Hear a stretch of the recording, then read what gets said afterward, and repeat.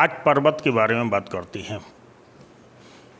बहुत आसानी से आप समझिए, अपन पर्वत किसको कहते हैं। देखो, अपन जिस हिसाब से जानते हैं कि एक पहाड़ी होती है, एक पर्वत होता है, एक पठार होता है, एक मैदान होता है, तो इन जिन चीज़ों से अपन व्यवहारिक रूप से परिचित हैं, उन चीज़ों को अपन जियोग्राफिकल स्ट्रक्चर या उनकी ऊंचाई, उनकी आकृति और उनका भौगोलिक स्थिति, इन सब से जो है ना हमें परिचित होना है।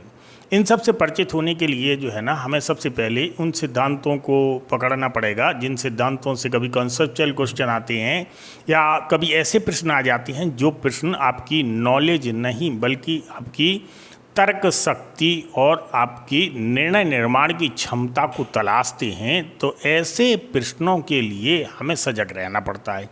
आपने देखा होगा व्यवहारिक नज़रिया जो होता है, व्यवहारिक नज़रिया में क्या होता है कि जो सिद्धांत होते हैं वो सिद्धांतों को तो अभी अलग रखें, एक व्यवहारिक नज़रिए की बात करें कि आपने देखा होगा जो बहुत ज़्यादा फर्टिलाइज क्षेत्र होते हैं, मैदान होते हैं, जो बहुत ज़्यादा फर्टिलाइज मैदान होते हैं, वहाँ पे जन संकेंद्रण ज़्यादा होता है क्योंकि वहाँ पे फर्टिलिटी ज़्यादा होती है और वो मैदान यानी वो क्षेत्र जो है ना अधिक सक्षम होते हैं अधिक जनसंख्या का वर्णन ओढ़ने के लिए, उनको खिलाने के लिए, उनका पोषण करने के लिए। जो पठारी क्षेत्र होता है, पठारी क्षेत्र जो है ना ये कम सक्षम होता है कंपैरिजन टू फर्टिलाइज मैदान के, कम सक्षम होता है पठारी क्षेत्र जनसंख्या को पोषण करने के लिए। तो यहाँ पे मैदान की अपेक्षा जो है ना जनसंख्या कम होती है। डिज़र्ट होते, रेगिस्तान होते हैं, ये बहुत कम फर्टिलाइज होते हैं, यहाँ जनघनत्व तो बहुत विरल होता है, मतलब काफ़ी दूर दूर जनसंख्या होती है। तो इस हिसाब से और जो पहाड़ी क्षेत्र होते हैं या पर्वतीय क्षेत्र होते हैं, तो जितने पर्वतीय क्षेत्र ऊंचाई अधिक होगी, जितने पर्वतीय क्षेत्र विहड़ होंगे, जितने पर्वतीय क्षेत्र में जीवन की विपरीत दशाएं होंगी, जीवन जीने की विपरीत दशाएं होंगी, जन घनत्व उतना कम होता है। इस प्रकार से जो है ना हम कंपैरिजन कर सकते हैं। कभी अगर मैचिंग के लिए आ जाए, कभी इस टाइप से क्वेश्चन आ जाए तो अपन उसे हैंडल कर सकते हैं। जैसे मैं अगर आपसे कहूँ कि जो बुंदेलखंड के पठार में और आपका हिमाचल प्रदेश में और आपका जो है ना देहरादून में और आपका कश्मीर में और लद्दाख में, इन 4-5 क्षेत्रों को मैंने लिया। इन 5 क्षेत्रों को आप जनसंख्या के संकेंद्रण के हिसाब से बढ़ते क्रम में लगाना है आपको। तो बढ़ते क्रम में लगाना है तो पहले जनसंख्या का संकेंद्रण सबसे कम होगा तो सबसे कम लद्दाख में होगा, फिर लद्दाख से थोड़ा सा ज़्यादा होगा कश्मीर में, कश्मीर से थोड़ा सा ज़्यादा होगा आपका कहाँ पे, कश्मीर से थोड़ा ज़्यादा हिमाचल प्रदेश में होगा, हिमाचल प्रदेश से थोड़ा ज़्यादा होगा देहरादून में क्योंकि देहरादून हिमाचल से नीचे है, मतलब क्षेत्र के नीचे है। देहरादून से ज़्यादा होगा आपका पठारी क्षेत्र में यानी बुंदेलखंड के पठार में। तो इस प्रकार से हमने सीरीज़ में लगा दिया है, यानी बढ़ते क्रम में लगा दिया है। तो यहाँ पे जो है ना इन 5 में ये बढ़ता क्रम है। अगर हम मैदान को ले लेते हैं, डिज़र्ट को ले लेते हैं, इस टाइप से ले लेते हैं तो फिर हम उस हिसाब से हम देख सकते हैं कि किस प्रकार से उसे बढ़ते क्रम में या किस प्रकार से घटते क्रम में जो है लगाते हैं। इसके साथ इनके साथ कल्चर भी जुड़े होते हैं, संस्कृतियाँ भी जुड़ी होती हैं।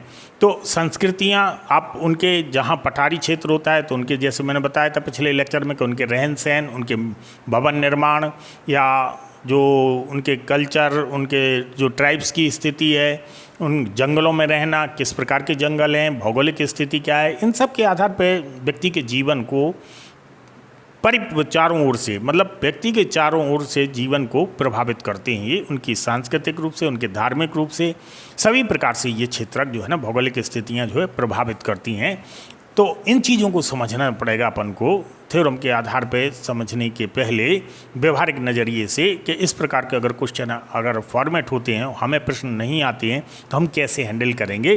क्योंकि अगर आप ज्योग्राफी पढ़ रहे हैं तो मैप वर्क आप करेंगे, मैप वर्क आप कर रहे हैं तो आपको पता होगा किसकी लोकेशन क्या है, कौन कहाँ पे है, कैसा क्षेत्रक है, ये आपको मैप वर्क से पता लग जाता है। इस प्रकार से अगर फर्टिलिटी के, इस प्रकार से जियोग्राफिकल स्ट्रक्चर के, इस प्रकार से अगर जो आपके एटमॉस्फियर है यानी क्लाइमेट है, क्लाइमेट का, कल्चर का कोई भी क्वेश्चन अगर अटैच होके यहाँ से आता है तो अपन उसको जो है ना अपन एक तरह से डिक्लेयर कर देते कि ये चीज़ यहाँ पे होना चाहिए, वो चीज़ वहाँ पे होती है। ऐसे क्वेश्चनों को हैंडल करना सीखो, मतलब ऐसे प्रश्नों को सॉल्व करना सीखो जो प्रश्न तुम्हें नहीं आते हैं, जिनके बारे में कभी नहीं सोचा है या कभी नहीं पढ़ पाए आप। ऐसे प्रश्नों को अपने जो निर्णय निर्माण की क्षमता उसको बढ़ा के ऐसे प्रश्नों को हल करने के प्रयास करोगे तो बहुत आसानी से हल हो जाते हैं। इसी तरह से जो है ना हम पर्वत के बारे में बात करते हैं कि भाई पर्वत क्या होता है, भाई पर्वत क्या होता है। तो इसके संदर्भ में हम कहते हैं आज हम जो चर्चा करेंगे वो हम चर्चा करेंगे पर्वत, तो पर्वतों की जो आकार या उनकी जो ब्रांचें हैं यानी पहाड़ी हिल्स के बारे में चर्चा करेंगे। इसके बाद हम चर्चा करेंगे पर्वत कटक यानी माउंटेन रिज के बारे में चर्चा करेंगे। इसके बाद पर्वत श्रेणी यानी माउंटेन रेंज के बारे में चर्चा करेंगे। पर्वत श्रृंखला यानी माउंटेन चेन के बारे में चर्चा करेंगे। पर्वत तंत्र यानी माउंटेन सिस्टम के बारे में चर्चा करेंगे। पर्वत समूह यानी माउंटेन ग्रुप के बारे में चर्चा करेंगे। इतनी चीज़ों के बारे में चर्चा करेंगे, ये क्या होती हैं और कैसे इनका निर्माण होता है। तो सबसे पहले हम लेते हैं कि पर्वत क्या होता है। धरातल पर ऐसा उठा हुआ भाग, यानी इस धरातल पर ऐसा उठा हुआ भाग जिसका ढाल तीव्र होता है, जिसका ढाल तीव्र होता है। देखो पठार का ढाल कैसा होता है, सामान्य ढाल होता है, मंद होता है, और पर्वत का ढाल तीव्र होता है। मतलब जिसका ढाल तीव्र होता है और जिसका शीर्ष संकुचित होता है, मतलब ऐसा होता है, ऐसा ये आकृति होती है। नीचे आधार उसका बड़ा होता है, पीक उसकी जो है ना संकुचित होती है, ढाल तीखे होते हैं, तीव्र ढाल होते हैं। ऐसी आकृति को जो स्थल खंड पे हमें ऐसी आकृति मिलती है, ऐसी आकृति को जो है ना हम पर्वत कहते हैं। ऐसी आकृति को पर्वत कहते हैं। ये तो हमारी सामान्य परिभाषा हुई है। सामान्यतः 900 मीटर यानी सागर तल से 900 मीटर से अधिक ऊंचाई के जो क्षेत्रक होते हैं या जो ऐसी आकृतियां होती हैं उनको हम पर्वत कहते हैं। ये सामान्य रूप से कहा गया है, मतलब ये फिक्स नहीं है। जैसे अपवाद स्वरूप कुछ ऐसे कम ऊंचाई के क्षेत्र हैं उन्हें जो है ना पहाड़ी कहते हैं, जो अधिक ऊंचाई के क्षेत्र हैं उन्हें पर्वत। 900 मीटर से कम ऊंचाई के जो ऐसी आकृतियां हैं उन्हें हमने पहाड़ी कह दिया है। 900 मीटर से अधिक ऊंचाई की जो आकृतियां हैं उन्हें हमने क्या कह दिया, पर्वत कह दिया है। कुछ अपवाद भी मिलते हैं। अपवाद में कैसे मिलते हैं, जैसे पारसनाथ की पहाड़ी है झारखंड में। पारसनाथ की पहाड़ी की ऊंचाई 1366 मीटर है, लेकिन उसे अपन क्या कहते हैं, पारसनाथ की पहाड़ी। और जैसे पेनाइंस पर्वत है, पेनाइंस पर्वत की ऊंचाई जो है ना अपेक्षाकृत कम है, लेकिन हमने उसको क्या दिया है, पेनाइंस पर्वत कहा गया है, यानी पेनाइंस पर्वत कहते हैं। तो कभी ऐसे अपवाद मिल जाते हैं कहने के क्रम में। अगर बात करते हैं कि पर्वतों पे कुल वैश्विक जनसंख्या का कितने प्रतिशत लोग जो है ना निवास करते हैं, तो ऐसा माना गया है कि कुल वैश्विक जनसंख्या का पर्वतों पर लगभग 1% जनसंख्या ही निवास करती है, यानी बहुत कम जनसंख्या निवास करती है पर्वतों पर। ओवरऑल दृष्टि रखी जाए अगर पूरे वैश्विक नज़रिए की, तो यहाँ पर हम देखते हैं कि धरातल पर आकार और उनके स्वरूप की भिन्नता के आधार पर जो है ना, यानी धरातल पे आकार और उनके स्वरूप की भिन्नता के आधार पर जो है ना पर्वतों का हमने किस प्रकार से डिवीज़न किया है। तो ये जो आकार और स्वरूप की भिन्नता के आधार पर डिवीज़न, ये था पहाड़ी, पर्वत कटक, पर्वत श्रेणी, पर्वत श्रृंखला, पर्वत तंत्र, पर्वत समूह, ये हमने बांटा है इसको। तो सबसे पहले हम बात करते हैं पहाड़ी यानी हिल्स की बात करते हैं। देखो पहाड़ियाँ क्या हो, कम ऊँचाई की होती है, 900 मीटर से कम ऊँचाई की होती हैं। पहाड़ियों की आकृति ऐसी होती है। तो एक पहाड़ी का मतलब हुआ ये पहाड़ी, पहाड़ियों का मतलब हुआ कि एक पहाड़ी ये है, इसके बाद ये श्रृंखला, एक पहाड़ी ये है, फिर इसके बाद श्रृंखला, एक पहाड़ी ये है, फिर इसके बाद श्रृंखला। इस प्रकार से जो है ना पहाड़ियों की श्रृंखला चलती रहती है जिग-जैग में। तो ये पहाड़ियों की श्रृंखला यानी पहाड़ियाँ हो जाती हैं।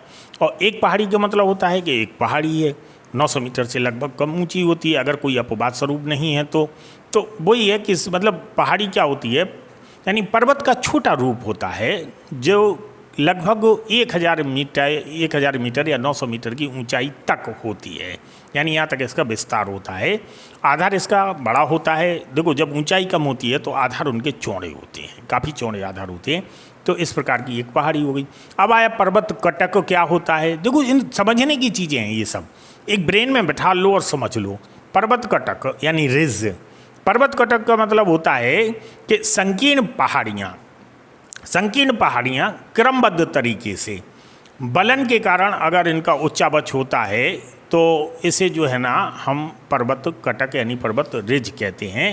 तो इनका एक ओर तो ढाल तेज होता है और दूसरी ओर इनका ढाल संकीर्ण होता है। तो देखो, जैसे कि मैंने आपको बताया कि पर्वत कटक क्या है, संकीर्ण पहाड़ियाँ क्रमबद्ध तरीके से, ये एक पहाड़ी है, इसके बाद ये इसका तीखा ढाल है, फिर इसके बाद एक पहाड़ी है, ये इसका तीखा ढाल है। मतलब एक ढाल उसका कैसा है, अपेक्षाकृत मंद है, दूसरा ढाल उसका तीखा है, फिर मंद है, फिर तीखा है, यानी पहाड़ियों का एक ग्रुप टाइप का हो गया। तो ये ग्रुप टाइप का इनका जो निर्माण हुआ है, तो वो क्या निर्माण कैसे होता है, मतलब जो प्लेट टेक्टोनिक होती है या कोई नीचे जो है ना कोई ऐसी हलचल होती है जिस हलचल के कारण भूमि उठ जाती है और भूमि में उच्चावच आ जाता है, तो इस प्रकार की आकृतियों का निर्माण हो जाता है।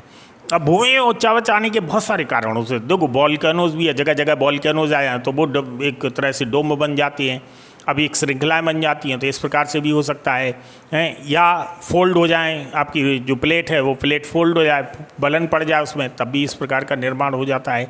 तो इस प्रकार से जो है ना हम पर्वत कटक को देखते हैं, यानी माउंटेन रिज को देखते हैं।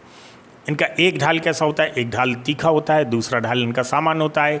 अब इसके बाद आता है पर्वत श्रेणी, यानी माउंटेन रेंज की बात करते हैं। पर्वत श्रेणियों में क्या होता है, यानी पहाड़ियों का एक ऐसा क्रम जिसके कई शिखर होते हैं, कटक होते हैं और घाटियाँ होती हैं, यानी कई पर्वत शिखरों को, उनके कटकों को यानी पर्वत रिजों को, माउंटेन रिज को और घाटियों को मिलाते हैं अगर हम, तो इन्हें सम्मिलित रूप से हम जो है ना पर्वत श्रेणी कहते हैं।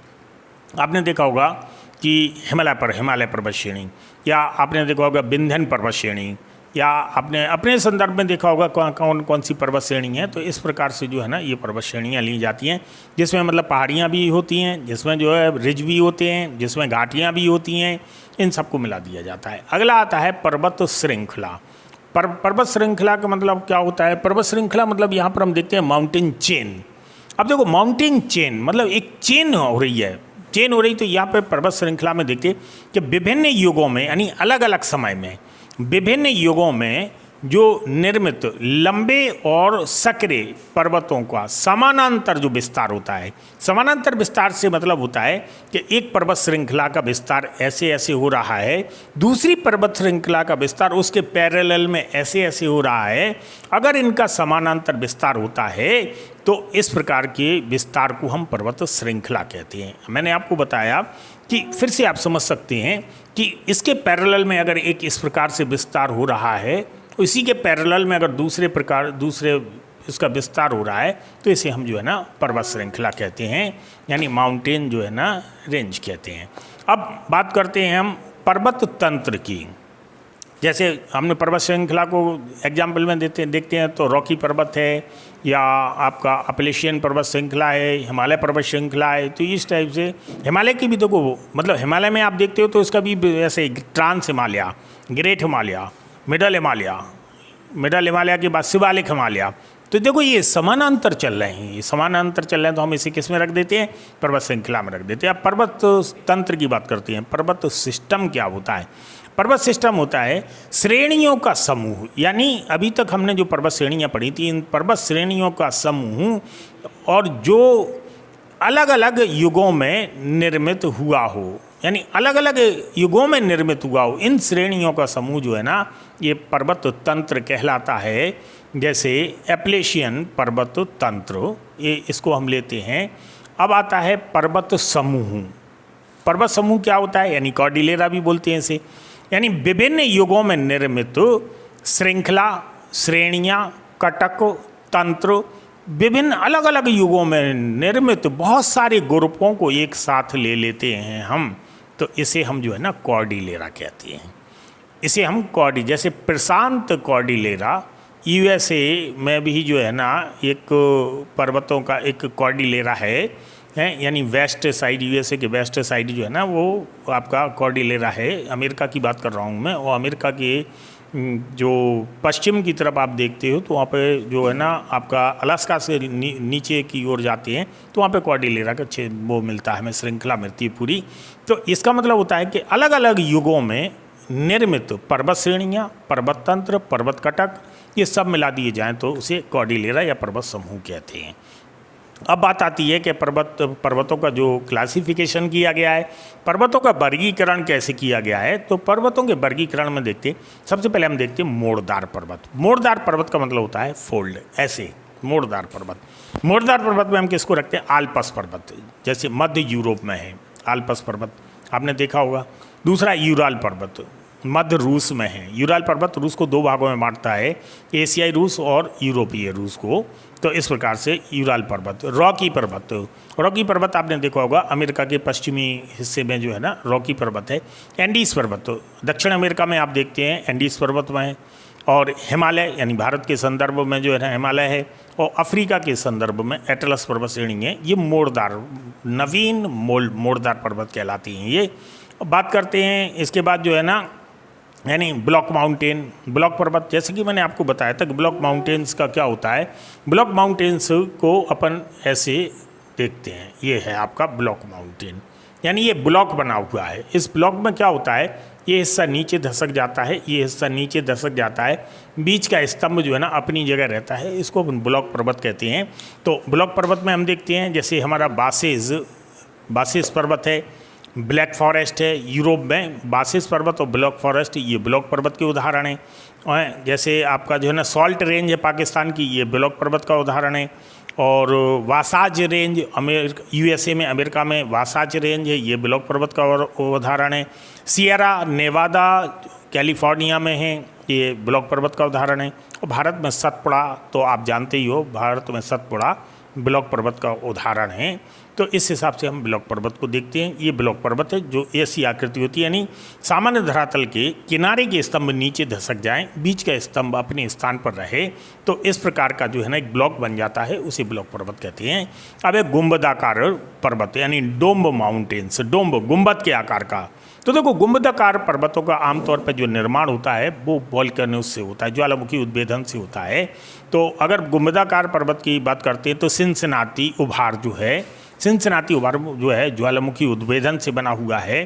तो सिनसिनाटी उभार, ब्लैक हिल्स, बिग हॉर्न्स, ये अमेरिका में हैं तीनों।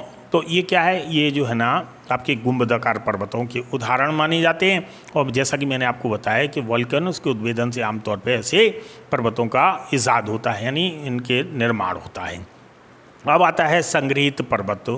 अब यहाँ पर हम देखते हैं कि जैसे रेनियर पर्वत है अमेरिका का, एक आपका जो है ना ये फिलीपींस का जो है ना वो मयान पर्वत है, फिलीपींस का मयान पर्वत इसी का उदाहरण है। फ्यूजियामा जापान में बहुत प्रसिद्ध है, वो इसी का है, संग्रहित का। और इसके बाद जो है ना पोपो कैपिटल इटली का, पोपो कैपिटल जो है ना इसी का उदाहरण है। अकांकागुआ चिली में और कोटोपैक्सी इक्वाडोर में। ये काहे से होते हैं, ये संग जो कलेक्ट होते हैं ये एक्चुअली ज्वालामुखी उद्भेदन से होते हैं। ज्वालामुखी का जो लावा होता है, ज्वालामुखी का लावा एक जगह इकट्ठा हो जाता है, तो इस प्रकार के जो है ना कोटोपैक्सी आपने देखा होगा वो ज्वालामुखी पर्वत है। तो इस प्रकार से जो है ना वो अब इस पर्वतों का निर्माण होता है।